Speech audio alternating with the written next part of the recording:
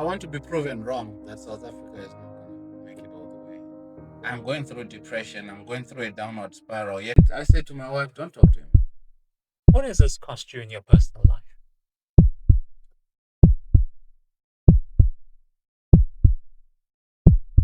Welcome back to Voices Unfiltered. Today I have a very special guest, a close friend.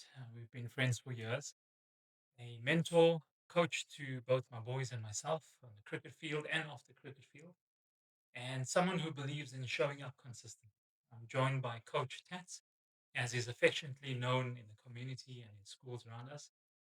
Tats, thank you very much. Thanks for joining. Um, Such an honor to have you here, really. for me, actually, when you called and they said this is what you started and you'd like to have me as a guest, I was like, wow. And you say that, did you hear what Vision just said on the Yeah, so I'm honored. Thank you. And a lot of times when we're living our lives, we don't realize that your life is a reflection or a motivation for someone else. And when they look at you and what you're doing, they're like, wow, I want to be like that. Even though inside you feel like, I feel like I'm not doing enough. I feel like I'm not enough. Yes, I'm a father to my kid and I'm doing everything that I can for every kid that is around me. But somewhere, somehow, it just kind of makes you feel like, "Ah, maybe it's not enough." So when you invited me, I was like, wow, thank you. Yeah. to that point, I also want to say, I don't think we go around enough telling people how important they are, what a great job they're doing. Often it's spoken about behind closed doors. Yeah. And I think if we actually be honest and say, listen, but I really think you're doing a great job. I think you're a great human being. Yeah. Thank you for doing what you're doing. Yeah. It Yeah. goes a long way. 100%. 100%. It kind of, we've learned as human beings that when a person dies, that's when we then says, oh, wow, Tatenda was an amazing guy. But then it is important to tell people, give people their flowers when they are alive. Let me, like what you're saying, me, can I be the kind of guy that's going to send a message to Vision and say, dude, I've seen the boys, I met the boys in the mall, and from where they were to where they are, well done. Thank you. That is important. That is That is important. really important. Yeah. 100%. I have to agree. I mean, I've said it just now, and everybody knows you as Coach Tats, affectionately, from kids to adults to school principals. But outside the cricket net, who is Coach Tats? Who is Tatenda? Mm.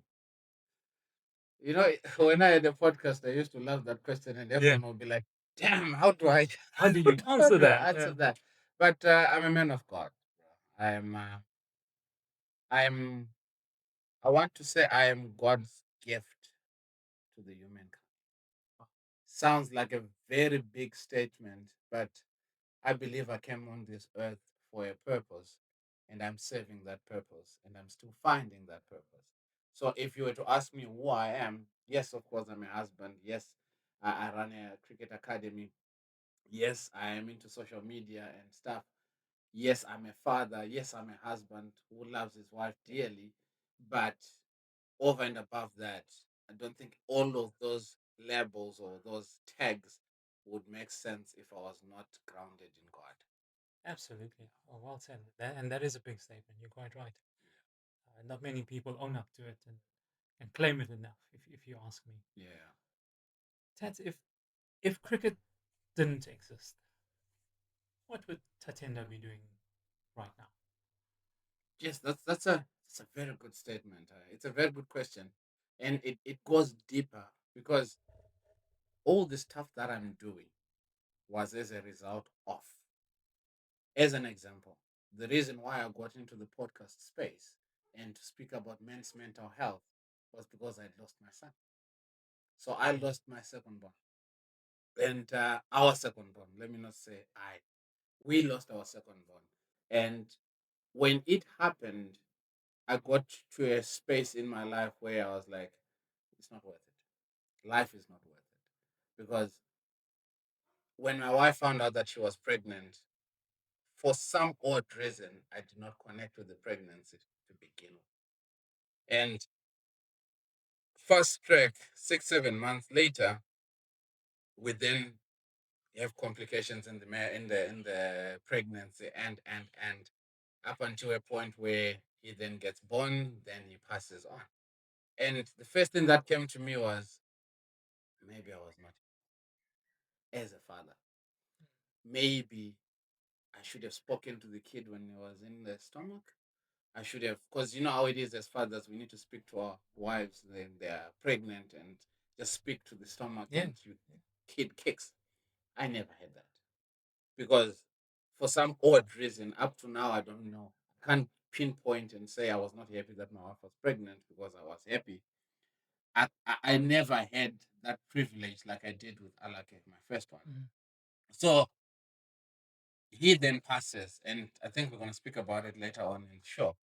He then passes, and the one thing that comes to me now is I'm going through depression, I'm going through a downward spiral, yet I'm still smiling. And if you ask everyone in my circle, is there anyone that kind of felt like I was depressed? No one knew. No one felt it. So if I had to wake up and try to take my life twice, three times to try and commit suicide, everyone would have turned back and say, Tats, why? So the men's mental health podcast then came about in the sense that, yes, I was going through this downward spiral depression because I had lost my child. Yeah. Why don't I use that as a stepping stone to then speak to other men that may be going through the same thing?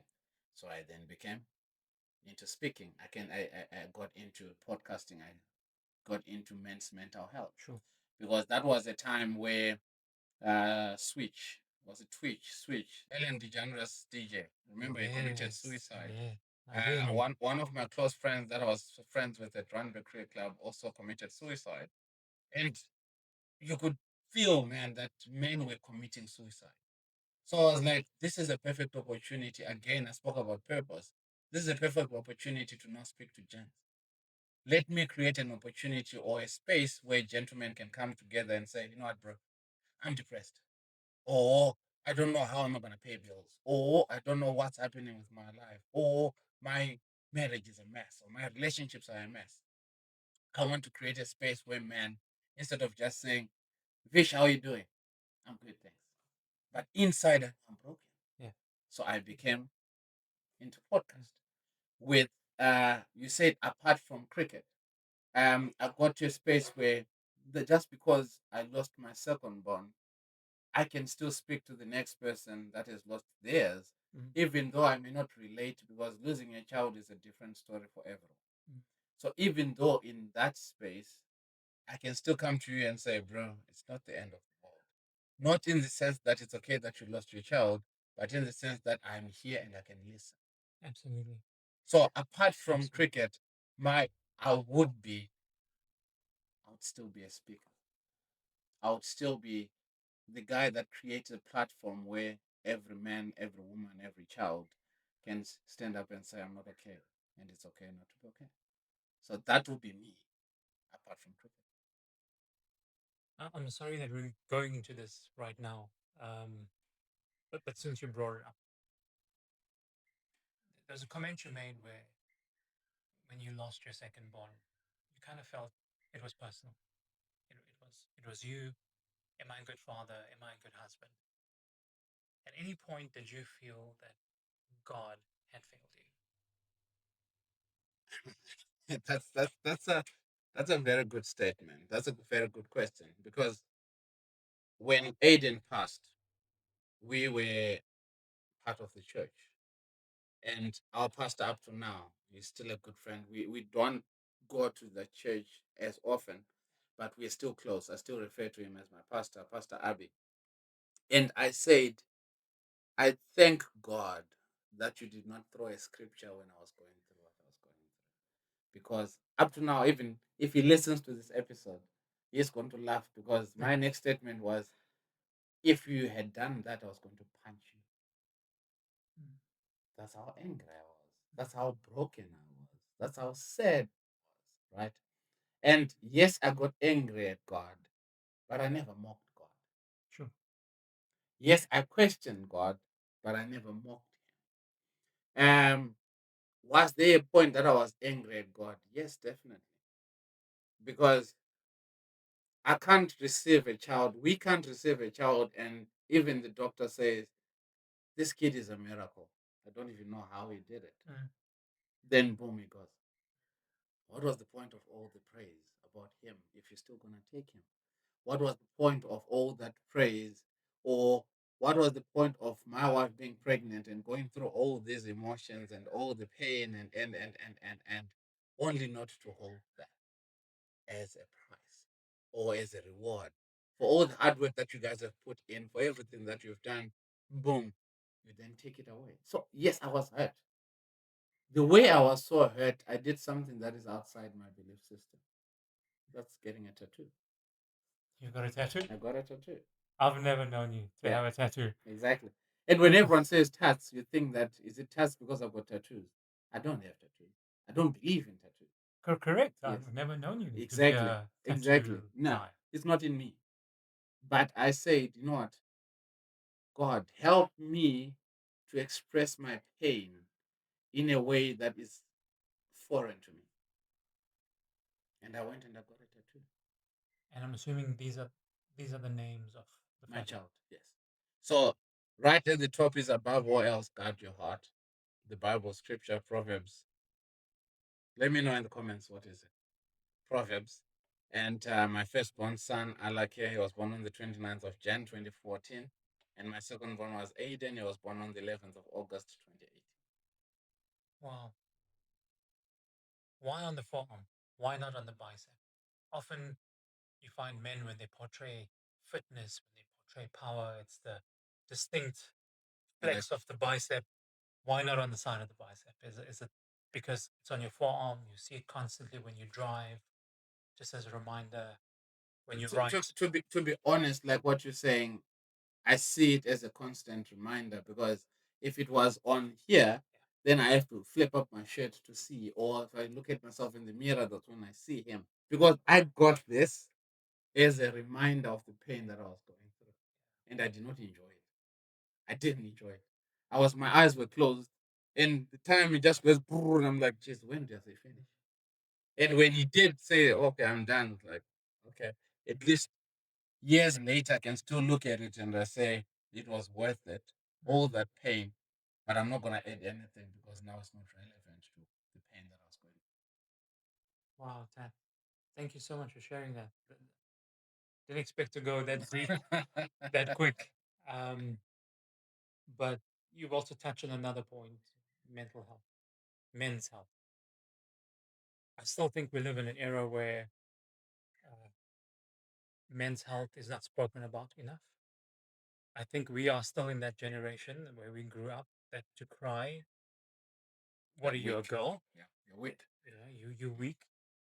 That those are the sort of things that come about. The fact that you show fear or you show any form of anxiety, and I think everyone in some way suffers from it, right? Yeah, In some yeah. way, Everyone. and that's the reality. That's the reality at the workplace. It's getting harder. Our unemployment rate's increasing. People don't have the money that they used Yeah, to anymore. yeah, yeah, And then they're going through personal issues like yeah, yourself. yeah. It's a lot to contend with. It's a lot to put into one basket and carry with you every day. And I know you, always a guy who smiles every day, right? Behind that smile is someone who's also broke. Yeah, yeah. And you're right. We need to speak about it most. Yet when you come back home, all the kids are running to you. Dad is home. My husband is home, and all that. How was your day? "No, it was great." But inside, like, I can't even say to my wife. And it's one thing that I've learned to unlearn. Because before I would say, I'm cracking, I'm burning, I'm literally, my heart is bleeding. But I can't go to my wife and say, babes, why? Because for me and how I felt like was if I then come to my wife and I said, this is what I'm going through, and she's not going to provide me with a solution, then we're going to be two people that are depressed. Sometimes you just listening, and I felt that when I lost my son, that my wife and I appreciated the friend that would just come and sit next to us and not say a thing. And I appreciated that one more than the one that would say, you know what, bro, things are going to be fine. Yeah. In as much as I want to hear that, And you want to believe it. exactly. But the person that comes and sits down next to you and doesn't say a thing, like, appreciate that person. And this boy comes, he is 10, 11, right? He comes, he's bowling, I think 4 or 5 balls into it, he stops, right?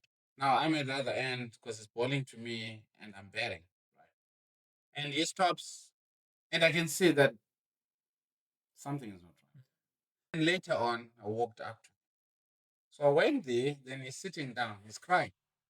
I sit down next to him, and I just brushed this. Just started brushing him because this is the worst day of my life. I never asked why. I can't do this. Every other time when you would do that or throw those tantrums, I would ask why. And I try to reassure him. You only bought one over, or you only bought one wide. It's not the end of the world. You're here to practice. And the more mistakes that you make, the better you become. I kept quiet. I never said a word. Brushed him. Then afterwards, where's my ball? I'm like, here's your ball. The mom sends me a message later on. Hello, coach. Hope you're well. And I'm thinking, hello, coach. Hope you're well. I just want to say thank you. It seems like my child had the best session ever. I don't know what you guys did, but he came back and he's in such a mood. It's never happened like that, ever. And in a good mood. Yes. Yeah. So I'm like, you know what? I did nothing. Sometimes doing nothing is everything. I just went and sat down with him and I brushed his back. I never said a word. I never asked why he was crying. I never asked why he was saying that was a bad day. I never said, why are you feeling like that after bowling 2, 3 balls? Nothing. And speaking of which, the same kid, when I started, I think first or second session into him signing up with me, he swore. Threw an F bomb. I'm like, no, you don't do that.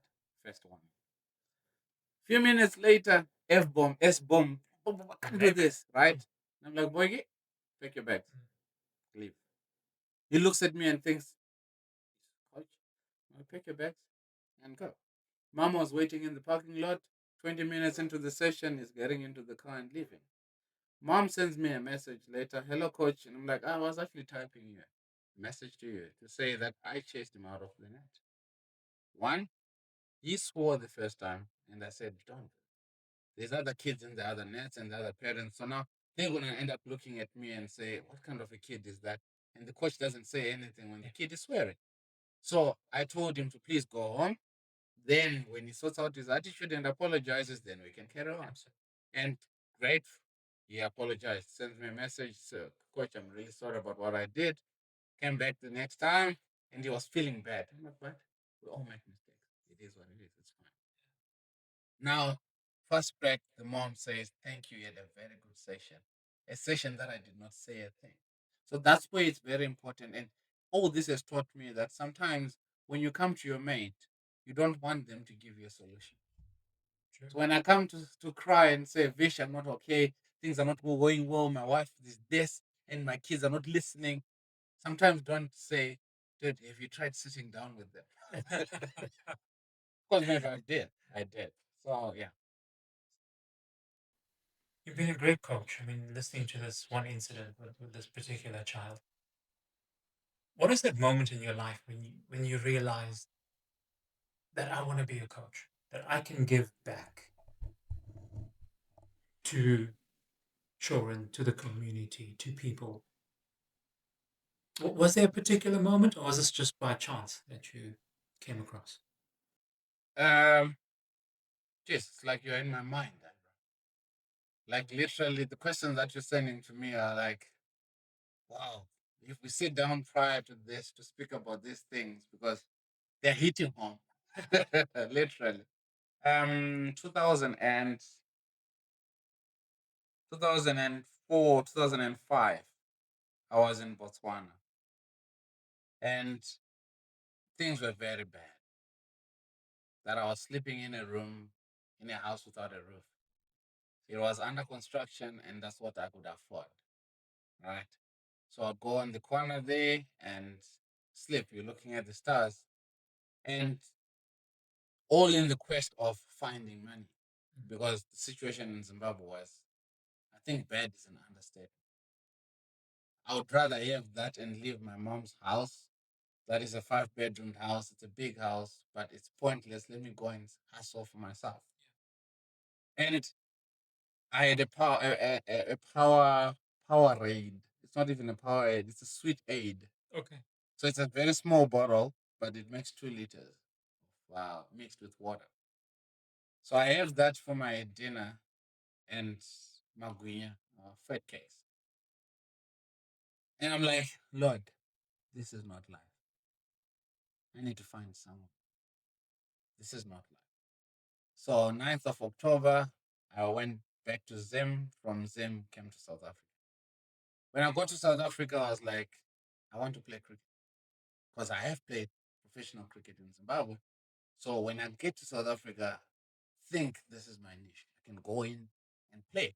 I'm like, I'm gonna go to South Africa and just see because 3 years in Botswana, nothing worked out. So this is 2009. I got through the port of entry on the 12th of October.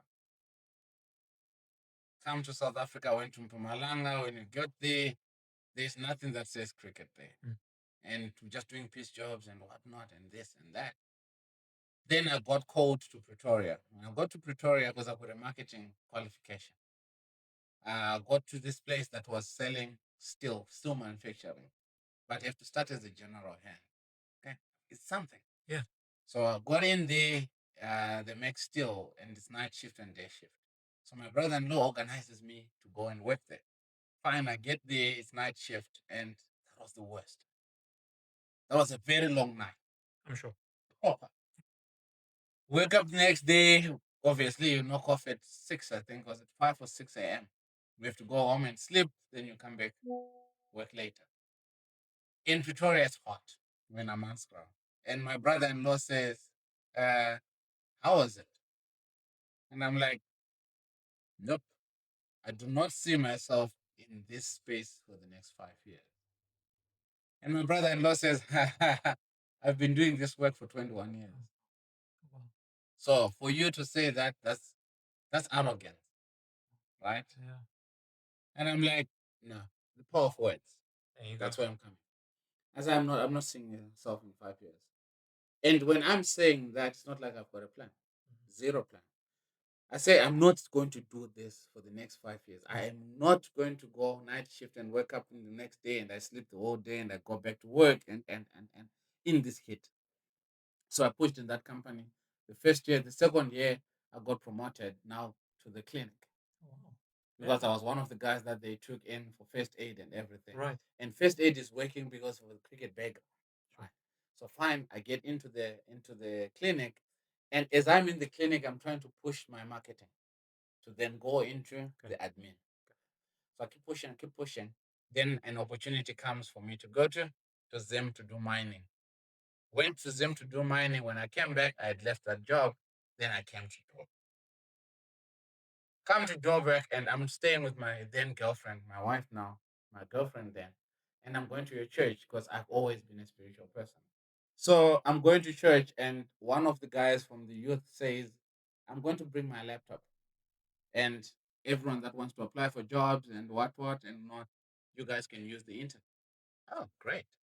And the first thing that I did when I got the laptop was to search for cricket clubs in Joburg. Because everyone was telling me that Joburg is the place that things happen. So Randburg Cricket Clubs pops up on the search results. Get a phone number there. I call. New Livingston was still the head coach of Randburg. And this was off season. Hello, my name is Tatenda. I played cricket in Zimbabwe. And then he says, please come through. We are starting our preseason in the next month or so. Ah, sorted. Gives me the address. I take a taxi. By then, my wife was staying, my girlfriend then was staying in Soweto. So you have to catch a taxi from Soweto to Joburg, from Joburg to Randburg. Fine, that happens. I get there, I meet, and I don't want to lie to you. When you walk into a cricket facility and it's all white people, and you're like, "Phew, it's intimidating." It's intense. It is intimidating. Then great stuff. Everyone was so welcoming. Did my trials there. They were happy with me. Then he asked, "What do you do apart from playing?" Because you're not gonna get paid for playing. Sure. So I'm like, "Oh, okay." here I am thinking that after the trials, maybe there's going to be some sort of a contract because, wow, I play cricket. Then he says the only way you're going to get paid is through coaching. Can you coach? So I'm like, yeah, if I can do something, surely I can. You can coach. Yes, I can coach. Yes, I can. Do you have a qualification? I had a Zim qualification. Yes, I do. I've got a level one, but it's not, they don't recognize it as they do CSA. But you can still do it. Okay, you look like a confident young man, and but I'm not in charge. That's Neil. I'm not in charge of the junior section because that's where the coaching is gonna be. Call Jody Martins. I call Jody Martins. He says I must come through in September, and this is still June, July, somewhere there. So Mm. there's still a month or two. I used Jody Martin's number because I'd written it down on a Oh, paper. Or was it in a phone that I then lost because I got mugged in job? Um, fine. I get a call weekend before September from an OH2 number. Hello. Hi. We once spoke a few months ago, just checking if you're still available for the coaching. Oh, yes, I am. Okay, can you come through on Saturday? Rock up on Saturday. Guest day says, have you coached before? Ah, being me, I was like, yes, I am. Because I want the job. of course. At this point in time, I'm not working. My wife is the one, my girlfriend then is the one that's working. So she's providing. So I'm like, I'll do anything to bring something into the house. We start the coaching. He's happy with me. All the kids connect with me. So when you say to me, did this happen by default? I would say yes, it did. Because the playing was what I had planned to sustain me. Sure. But then the coaching is the one that then got me to where I am. Wow. Wow. Wow. Moment of reflection, eh? Right. Yeah. It makes you it makes you appreciate because the amount of people that I've met in this journey, you Of course. um and to see the boys when you got here. I mean, when I coached the boys, they were little, Yeah. they were youngsters, Absolutely. probably 9, 10.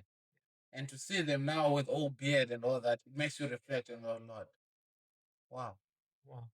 it's been a journey, and And you're a I, part of that, right? I know, I You're a know, part of that. yes. Each time when I go onto Facebook and a kid is having a birthday, 19, 20 years old, I'm like, yes, look, geez, this is amazing because these boys are growing and you can see them. When I meet these boys in the mall, they still call me coach.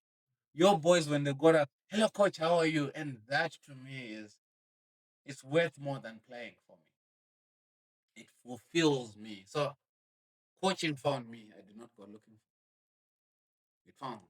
It found you. Yeah. It found you. Yeah. So you brought up the kids and what it means for you when you see them doing well, you see them on Facebook. When a child leaves your coaching, um, not because they need to move to another school, but maybe just because they need to quit. Do you see that as a personal failure? Not at all. Not at all. You need to understand that if you are in this game, you can only get certain kids to a certain level, then someone else can carry Take over. over.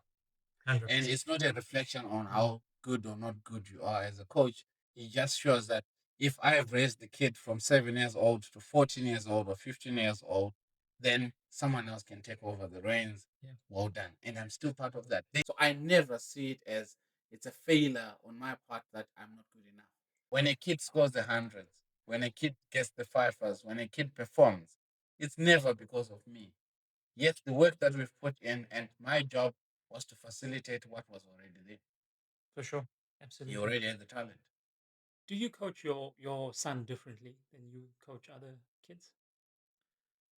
that that's very funny because my wife sat me down and said, "You need to separate yourself from him, from his cricket, because right now, after making coaching and all that, now he's matured. But the turning point in his cricket was me separating myself. That's when he started to perform. That's when I took him to Tabani at Trinity. Yes. That's when Alake started to come out. All of a sudden, Alake can bat. Alake is scoring runs. Alake is getting wickets. Alake is a different player altogether. Even when he captains sides, he still has that thing of saying, "This is what we're going to do," and everyone commands. He gets that respect. And that's not from me. True. I know I would want to say, yeah, I've coached my son. Look Look at at me. no, Yeah. no. The turning point in my son's career was when I moved him from me. Sure, Alec and I used to fight. Like the fights were like, you know what? There was a time that I'm throwing balls at him, then he gets hit on the rib. Well, it's not much, but because the mom was sitting outside, he starts crying. "Oh, I don't want to do this. I don't want to play cricket anymore." And I'm like, dude, if you don't want to be there, get out. And guess what? He did get out. Oh wow. Yeah. Oh, wow. And you're thinking as a parent, when you say those words, Oh, wow. we don't actually mean that No. go to the streets, go be fed by the dogs to the dogs. And live under a bridge. No, No. we don't mean that. And he walked out. And my wife was like, babes, I know you are 90% of the kids that you coach can say that you've changed their lives because you are there at their concerts. You are there when they get school awards. You are there when they lose a family member for their funerals. You are part of their families, but you're breaking your own child. And it's a bitter pill to swallow as a man to hear that you are breaking your own child because all I want is for him to embrace how good he is. Because as a father, I can see the talent that he's got. I can see how good he can be if he just pushes more. 100%. Yet I'm being told that pull away. And I did pull away. And when I did, I looked back and everyone around me said, you know what, Moy? The best decision that we've ever done was to not coach your child. Yet the kid next to him is performing because I coached by me. Like, Amazing. okay. Amazing. Okay. You're now a parent. Do you see sport and do you see life successes differently now that you're a parent? Yeah. Um, I still stand by my mom's words as well that school comes first. And every kid that I coach, the first thing that I do is if it's exams and you haven't put in enough work, don't come to me. Same thing with my son. So, as a parent, I understand that a sporting career can be very short. Yeah. You break a knee, you break your shoulder, you break your back, and that's the end of it. People are just gonna know that, oh, you used to be great. Then what? So I have something to fall back on. So as a parent, it's always been. I don't think that has ever changed. Mm. It just sort of transitioned into the fact that now I'm a parent and I'm telling that to my own flesh and blood. But every other person that has always come under me or under my reps has always knew that I'm so strict with school. And success on doesn't only mean that you're going to have 30 cars or 30 Lamborghinis out there. Success is the impact that you're going to give on the people outside Mm. of your circle. If they look at you, can they say, wow, I want to be that? Mm. Not I want to be like that. I want to be that for my family. I want to be that for my generation.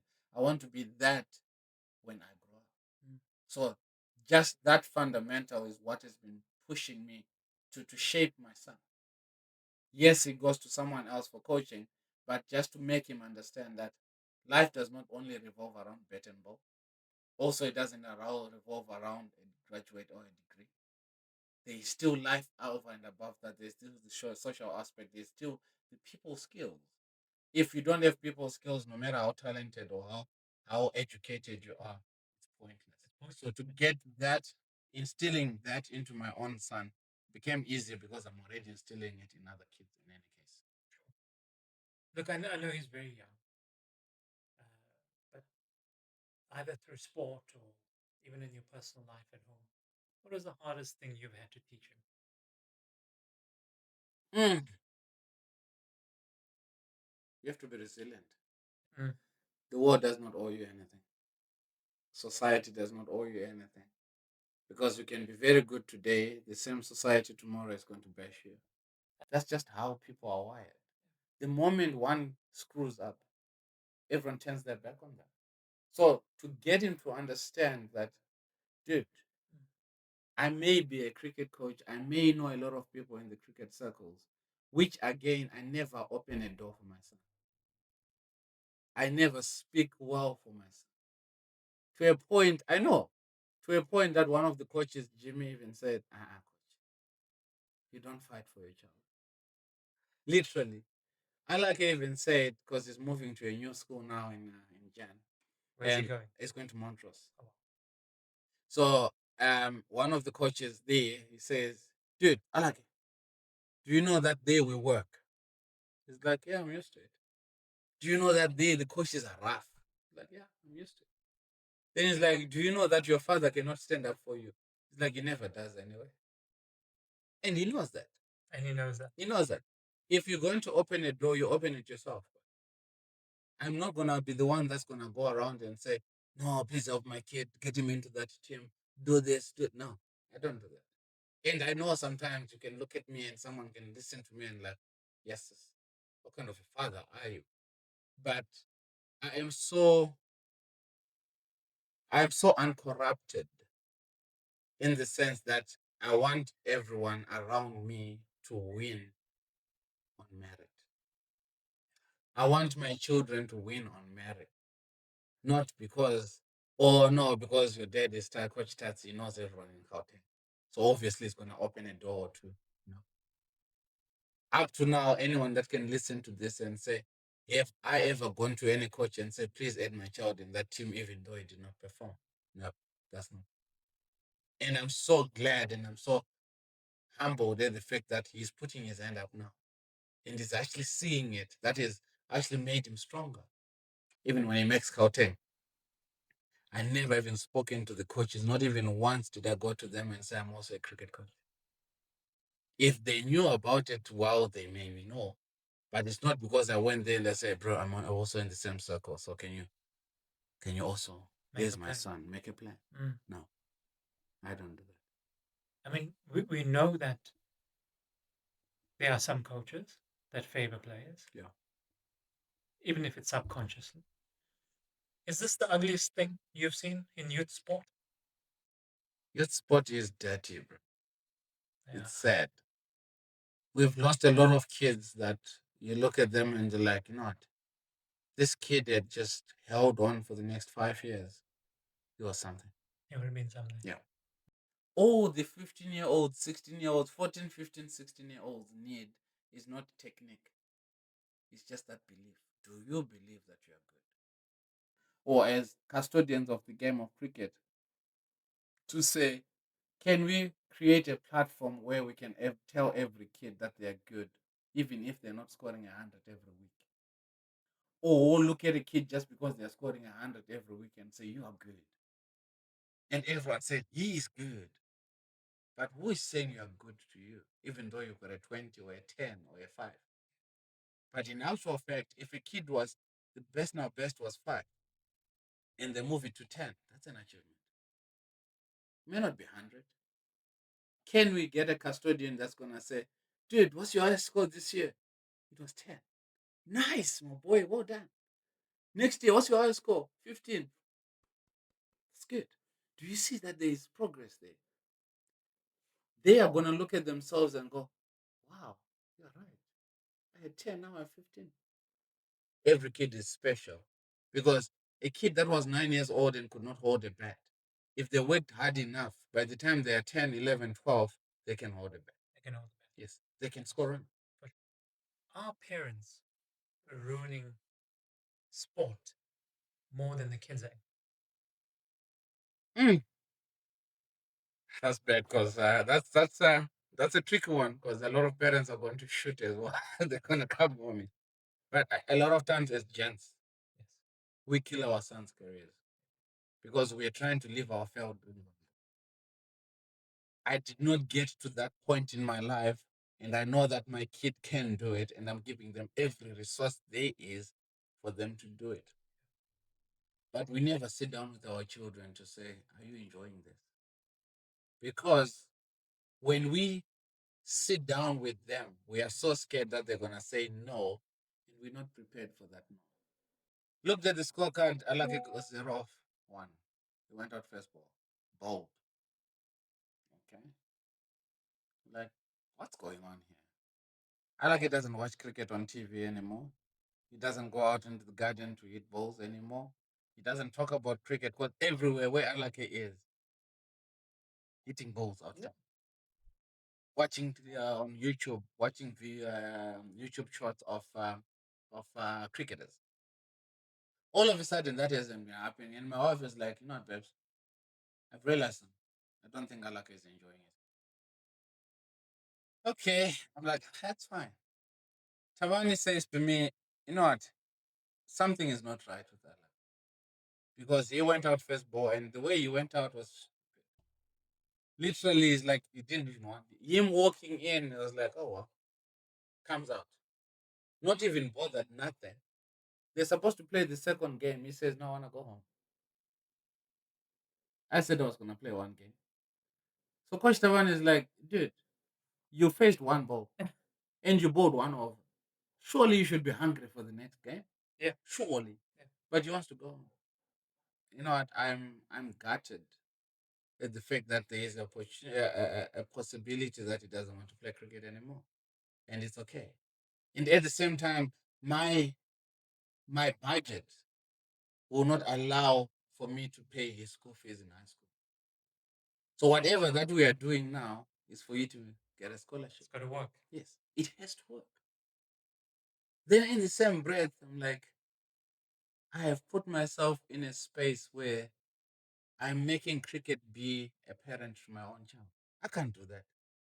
Why would I call myself a man if I'm basing on another man to pay my son's school fees? I need to make it work. I brought him to earth. So I cannot use that for me to get him to school. If it means that I'm going to work 24/7 to try and make school fees for him to go to school, so be it.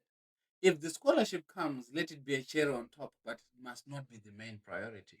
Again, as parents, we want to live our failed dreams to our children. I never said a word. My heart was bleeding. And you could see that he's expecting me to scream at him. Dude, what is that? Because when we scream at them, also, we're not screaming from a point of we hate you, but we're screaming from a point that do you understand what you've got in your hands and you're not using it? Just like when I said to him, get out of the net if you don't want to bet. And guess what? He walks. He walked away. So he's expecting me to scream like that. And I never did. Hello, boy. I never said a word. We got into the car, we went home, and you could see that it was eating him up. Like, what have I done? That's in him. We get home, and I said to my wife, don't talk to him. Don't. He's like, no, babes, I'm going to speak. So I went to bed. She goes to his room, and they have a discussion. I don't know what was said. He comes back. She comes back and says, he cried. Says, sometimes I feel like dad doesn't cut me slack. You guys, sometimes you're too hard on me when I make mistakes. So much so that when I'm playing a game, all I'm thinking is, if I make a mistake, they are going to scream at me. And I do make a mistake. Like, you, that's hard coming from an 11-year-old. Very hard as a parent. Then she comes and says, she says to me, he says he still loves it. It's just that Alake in his young age, he says to us, um, I love the game, but sometimes you're too hard on me. I do bad stuff. Sometimes I just wish you could just say, well done on that catch. Unlucky that you didn't take the other one. Or went down on that 10. Unlucky that you didn't see it through. We come from a generation It's where different. there's no well done. You know, There's no sorry. there's no sorry. If you ran a 100-meter race and you came in last, you came in last. Yeah. That's it. Yeah. You're useless. You're not going to make the side. Yeah. Get that into Yeah. your head and you get it right now. You know, that's a generation that we grew up in. It was either you make it or you fail. Yeah. And it was one of those two. Hard. And it was hard. There was no room for tears. There was no room for crying. No one picked you up. You know, if you were shouted or got beaten up by the principal, be sure that your parents are going to beat you up too for Yeah. getting beaten up by the When you principal. get home and say I got beaten up, or they're gonna hit you again, then ask what happened, and still beat you again. They still beat you again. And listening to you, and of course I know you for years, you've given a lot of yourself, not just physically on the field, but emotionally. What has this cost you in your personal life? Almost lost my marriage. Oh wow. Um, Is I'm not. this before Alakay now? after Alake. after Alake. Yes, after Alake, after Aiden. And I think the one thing that I hold dear to is my wife. She has she has withstood the test of time. Mm. As gentlemen, we cheat, and infidelity, bro. It not only destroys families, but it destroys the other person's morale. And I did that. I'm not proud of it, bro. And my wife got to a point whereby she's like, the way you are not, the way you're not embarrassed to say that you've gone through infidelity, it's it's so weird because all the other men that have done it, they will never raise their hand to say, yes, I've cheated on my wife and we've gone through nonsense and yet I did, and I'm not proud of it. But I learned that not everything that comes into your lap or onto your lap is a blessing. And it made me realize that marriage is sacred and do everything in your power to make sure that you protect it, cover each other. And I mean, I'm actually glad that it happened because it taught me to value marriage differently or view my wife differently ever since then. So that costed me, in hindsight, when you look at it, you're like, maybe I kept on pouring and pouring and pouring and pouring and pouring, but nothing was coming inside me to sustain me as a man. Because if I was grounded, if enough was poured into me as well, then I could say I was going to be in a position where I can resist the temptation. But because I was pouring out to others, to others, to others, and nothing ever in my mind would say, I would come and sit down with you to say, bro, this is what I'm going through. And I tried to reach out to other men. And up to now, there's this guy that I called, and I'm like, bro, I'm about to make the worst mistake of my life. And I can see myself fall into it. And he ignored me. He never spoke to me ever again. Yeah, I think he blocked me. We're not even talking anymore. Later on, 2 years later, he says, wow, I'm so glad that you guys made it. Wow, we thank God. He's a pastor. We thank God that the Moyas are back and the Moyas are good. And I said to my wife, you know what? I fell down because of him. Because I looked at him and his marriage and I thought, this is the epitome of marriage. So I can find solace in a brother when I'm going through the thing. Yet he judged me before I even went through. And I still fell down. So he could have intercepted Yes. at that point Yes. and prevented a whole lot of Yeah. heartache. Yeah. And I know there's a fine line between none of your business and what's your business. Yes. I get it. Yeah. But sometimes it's hard to hear the truth when I say, that's wrong what you're about to do. Yes. I'm prepared to lose you as a friend. But it will save you. That'll save you. Yeah. And real friends, I mustn't be scared to say, Vish, the road that you're taking is not right. Even though you're going to give me the F bomb and say, bugger off, it's none of your business.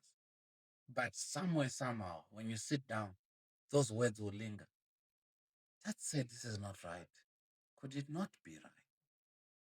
Could he be flipping? Could he be talking nonsense? Maybe it's not. Mind starts coming. I promise you, before anyone cheats, you see yourself go down that road. And because cheating is such a bad thing and such a sin, your conscience feels it. Why is it not an issue that you can just stab someone and you kill them and you just carry on with your life? Because I can bet you for the people that have done it, they did not go there with confidence. As the day approached of whatever that they needed to do to kill that person, something in them, the conscience in them was beating fast, like, am I about to do this? Yet they carry it through. When someone is about to commit suicide, they don't just wake up and say, today I'm doing it. Leading up, the conscience, the heart is already beating so fast that, am I, am I, am I? Eventually they do because they carry it over. They get clouded by those emotions The emotions that need someone to just say, taking your life, bro. It's not this. Because you feel like you're a burden to society. But if Tats right now was to take his life, not only Alake is going to struggle, because one, he doesn't have a father. Yes, he may come to you, Vish, because you're a father figure, but you're not his Not father. his father. Yes, you can go on Facebook and look at all those messages that are pouring down, represents and peace Tats. This is what you've done for me. Thank you, thank you, thank you. But the fact still remains, he does not have a father. All those memories that people are going to share. My wife is the one that's not going to have a husband, and my son is the one that's not going to have a father. So, in the process of trying to commit suicide, you feel like you're actually doing them a favor because that's what the cloud, that's the judgment that is on your mind. That's all you're thinking about until someone comes and says, it's not worth it. And suicide, I promise you, is not worth it. Yes, in the moment, it feels like, oh, yeah, get it off and done with it. At least they don't have to worry about me. But they will worry and they will be broken. Same thing with cheating. You may think that, no, I'm just going sneaking around, then I go and sleep with her, and then we're good. No one is going to find out. But there's soul ties involved. The people that she has slept with and the people that you have slept with, you're all coming together in one. And you can't expect that not to erupt and cause a problem somewhere down the line. That's why it causes a problem in a marriage. And it is very important as brothers or as gents, whenever we are, when we touch base, let's not just touch base at the fact that, how many cars do you have now, bro? Jeez, you got a Yeah. Lamborghini. What an amazing lad. But sometimes they're getting a Lamborghini because they're trying to hide something that is broken with them. Can we be the kind of gents that are going to sit down and see beyond what is being put up? Because every man can put up a wall, every man can put up a facade. When things go quiet at night, when you go to bed, does this worry you? Which part? This whole infidelity. I've learned to forgive myself because my wife is forgiven. And we celebrated our ninth anniversary in September. Thank you, man. Congratulations. Thank you. We're Congratulations. heading 10 now. And one of the, a few of our friends organized so that we have drinks together and just chat. And there was a section that they said, tell us, because the closest was Taban and the wife. They got married last year or the year before. Okay. Yeah. So I think a year, 2 years. The other ones are still engaged or dating and whatnot. And they were like, guys, sit down, let's talk. How do you do it? And my wife was like, there's no solution to this but God. We've learned to pray together, to do everything together, and mostly just make sure that our spiritual life is straight. Then the other one says, have you forgiven yourself for cheating on your own? And then in September, I said, no, I haven't. I haven't forgiven myself because every time I'm trying to do everything in my power to make sure that I do not take it through the same thing. Sometimes, obviously, as couples, we're going to fight, but what holds me back is, no, I don't want to make you angry because I've done this.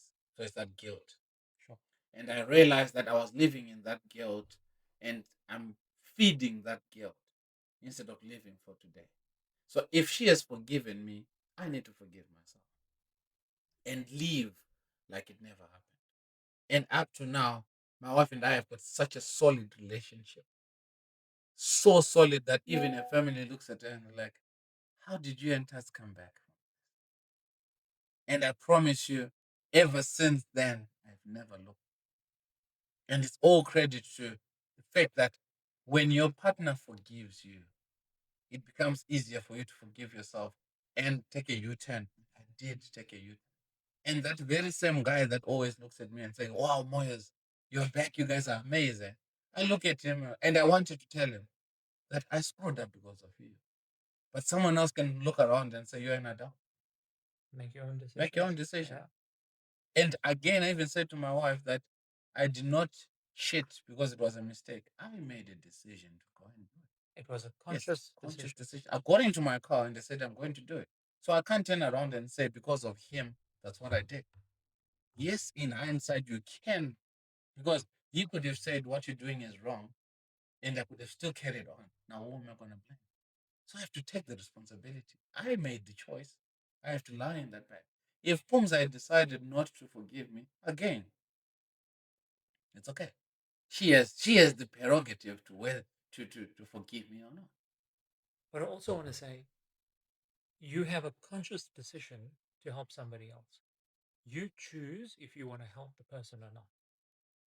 And yes, it's not his fault, and I agree. But a part of me goes, you consciously decided at that point that I will not say anything, that I will not Yeah, get involved.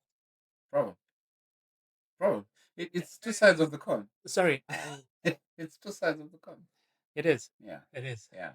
It is. But that's how we learn as well as men. That how then am I going to advise a young man that's gonna come to me 40 years down the line and say this is what they're going through? Because I believe that everything that we do in this life, it is picking up experience.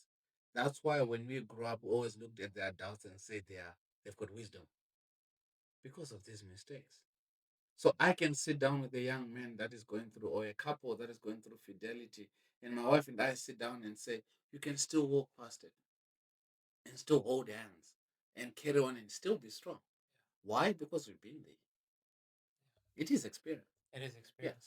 So the only thing that has made me forgive myself is the fact that there's gonna be a kid that's gonna come in 40 years down the line, and I'm going to say, don't do it. That hot plate is it's hot. You touch it, it's gonna burn. Don't do it. Because I've been there.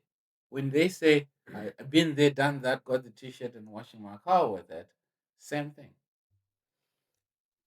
You know, you've shared some very insightful things in your life, and if Alake had to remind or had to remember you by one thing or many things, what would that be? The man that loves. The man that loves people. Absolutely, My I can. my my father loved people. Not a certain demography, not a certain circle. My father loved people. What was the most memorable moment in sport for you For me personally, personally? I was 12 years old, 11 years old when I scored my first 50. And funny enough, one of my mates sent me a message 2 weeks ago or something because I posted Alake. Then he's like, dude, do you remember the game that you scored your first 50? I opened the batting with you. I opened the bowling at Goldrich Primary School. And I'm like, wow. And to me, it was like, and my son just got 100, just at the brink of him turning 12. He's 11, turning 12 end of the month now in Jan. And I was like, Alak is actually going through my steps. And to me, that was like, that very same memory came back as, wow, How's that? how is that? And there he is, he gets his 100, and we even framed the shirt that he was wearing. And again, that just goes to the memories that we are creating for him, something that I never got. My mother bought me a Tommy, the Tommy, the shoe, the white shoe with the, Yes. yes, and it's a woman's shoe. My mother bought me that and saying that it's a cricket shoe because it was white, it's like it's sport. And she was not doing that out of spite, poverty, and thinking that that's what cricket was about, not spikes. So the memories that my wife and I are creating for Alake, my wife still goes to the side of the cricket field when it's raining and it's cold and she's not feeling well and all that. And to hear him saying, Mom, thank you for everything that you do. Because I can't leave my coaching to then go to the cricket field. Because also I need to work. If I don't coach, we don't get money. So one of us has to do it. And my wife has taken that role with so much grace. She did not even understand cricket. 99% of women don't even understand cricket, but they are there because they are mom. To have a mom's club that sits on the side with their coffee and their blankets to watch their kids play, it means a lot because when I was playing cricket, my parents never came to the side of the field to watch. Never. So those memories, yes, the one that was me scoring, but the memory of being a father, that to me, what Allah has done, and the first day that I met him, 2014, 29 Jan, when he was born. That memories, that is my memory more than what I've achieved for myself. Because ever since then, I've stopped living for myself, bro. Amazing. It's Amazing. it's for my family. Amazing. Tats, one last question. Cricket World Cup, South Africa. Hey. Brace yourself. Here it comes. Does or do you think the Proteas have what it takes to go all the way now? We've come close. We've come close. We've learnt. Mm. And what's your prediction? Who's the two teams at the Wanderers in the bull ring in the Mm. final? I want to be proven wrong that South Africa is not going to make it all the way. I don't have confidence in the squad. Purely because I feel like the combinations are not right, but I also stand to be corrected because I'm not the one that is choosing the side. And I know selections can be really tough. Yes, there's a few questionable players in there that got omitted and the ones that are in and that sort of thing. But I guess that's the goodness of cricket. We're never going to see things the same, but the one that is in charge decides to do it and we just need to back them. So in that regard, I back the boys. I have to back the boys. But between Australia, India, New Zealand, there is power, right? There is big power right there. It's gonna be interesting. That's going to be It is going to be interesting. So I want to be proven wrong that boys are not gonna go all the way. I would love for them to go all the way and for us to win the World Cup just like we won the test. Because if you look at it, the first day of the test, the first innings of the test, we were in Norway. We only came back in the second innings. So let's hope it's gonna be the same thing. So you just have to back the boys. I think that's the goodness of cricket and backing the Proteas that no matter what, because the Australians, the English, the New Zealanders, they back their side. good. The English have got a tendency of making the world know that they're doing something, even if they know they're screwing up. But the world has to know that we are here with the English. We know cricket, even though on the ground they're not doing much. So I want us to say the same thing for our Protea boys. We have to back them. We have to back Shukri and everything that is done. We have to back our captain. Yes, Aiden hasn't done much for us, but we have to back him. If we want to win it, we have to stand together as a nation. And that's the only way that we're going to see a difference, rather than criticizing our players each time they fail and then we say, "Oh, they're amazing" each time they succeed. Yeah. I think comes back again as a finish, comes back again as a father, that everything that we do, whether we're screaming and whatnot, is coming from a place of love with our children. So whatever that we say about the Proteas must stem from love, and the support that we have for them is not because of the names that are in there; it's because of the nation coming together like we did with the rugby boy. Absolutely. Let's do this. Absolutely. Tats, on that note, I want to thank you personally. Thank you so much for being here. Thank you for being so honest and open. Um, I'm truly grateful. Thank you very much. And, thank you for being a good human being. And, I hope our friendship continues and we'll see what the next 20, 30 years Yeah, holds for us. yeah, But thank you for raising such important points. Really, I'd love to have you on another show. yeah. We'll have more to discuss for sure. For sure. I'd appreciate you liking the video, subscribing, and following the podcast.